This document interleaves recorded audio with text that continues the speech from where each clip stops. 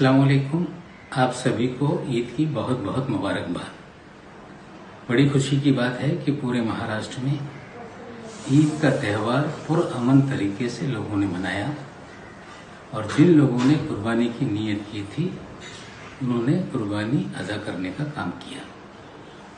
पूरे महाराष्ट्र में बकरे की कुर्बानियां हुई और वो भैंस भैंसा जो परमिशन था तमाम डेजिग्नेटेड स्लॉटर हाउस में उनकी भी लोगों ने कुर्बानी अदा करने का काम किया।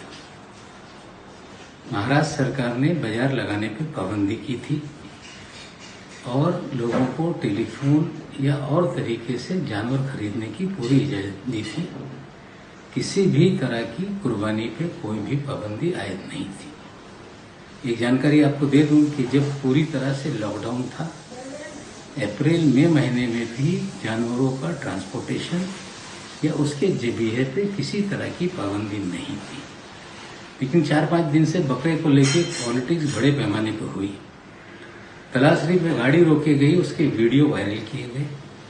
लेकिन आपको समझना पड़ेगा, अगर लॉकडाउन पे जानवर की ट्रांसपोर्टेशन पे कोई पाबंदी नहीं थी तो ऐसे हालात में कैसे पाबंदी लगती। लेकिन लोगों को समझना पड़ेगा कि जानवर को ट्रांसपोर्ट करने के लिए गाड़ियों को परमिट जो एनिमल ट्रांसपोर्टेशन का होता है वो जरूरी होता है। अगर बिना परमिट के कोई ट्रांसपोर्टेशन करता है तो पुलिस को हक है कि वो उस पर रोकने का काम करे। लेकिन फिर भी मैं आपको जानकारी देना चाहता हूं कि मुंबई शहर में, थाना के तमाम शहरों में, पूरे महाराष्ट्र में कोई भी ऐसा फर्द नहीं जो कुर्बानी करने की नीयत की हो और वो महरूम रह गया हो। पूरे शहर में लगातार जानवर आते गए। जिन लोगों ने खरीदा था उन्होंने लाया, टेम्पो से लाया, अपनी गाड़ियों से लाया और एक भी फर्द ऐसा नहीं है जो कुर्बानी करने से महरूम रहा। लेकिन कुछ लोगों को बकरा पॉलिटिक्स में बहुत इंटरेस्ट था। अलग अलग तरह से गुमराह करने वाले वीडियो सर्कुलेट किए गए।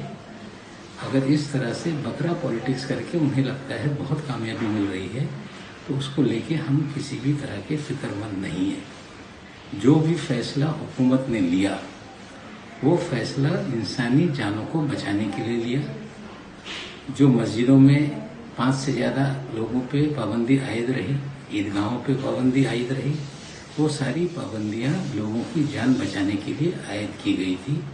और साथ साथ मैं भी ये भी बता देता हूँ कि हम ईद अज़हा में लाखों की तादाद में मुसलमान हज का अपना फरीज़ा अदा करते हैं। लेकिन इस साल 1800 ही हुज्जाज इकराम से हज का फरीज़ा अदा किया गया। सऊदी हुक्मरान ने भी लोगों के जान को बचाने के लिए इस तरह का सख्त फैसला लिया। महाराष्ट्र की हुकूमत ने जो भी बाजारों पे पाबंदी लगाई, ईदगाह में जाने से लोगों को रोका, वो इंसानी जान को बचाने के लिए था। मैं फिर आपको बता देता हूँ कि एक भी शख्स पूरे महाराष्ट्र में, मुंबई में, ठाणे जिले में कोई ये नहीं कह सकता मैं कुर्बानी करने से महरूम रहा। हमें लगता है जो लोग बकरा पॉलिटिक्स कर रहे हैं उन्हें करने दीजिए, लेकिन पुरअमन तरीके से ईद मनाई गई।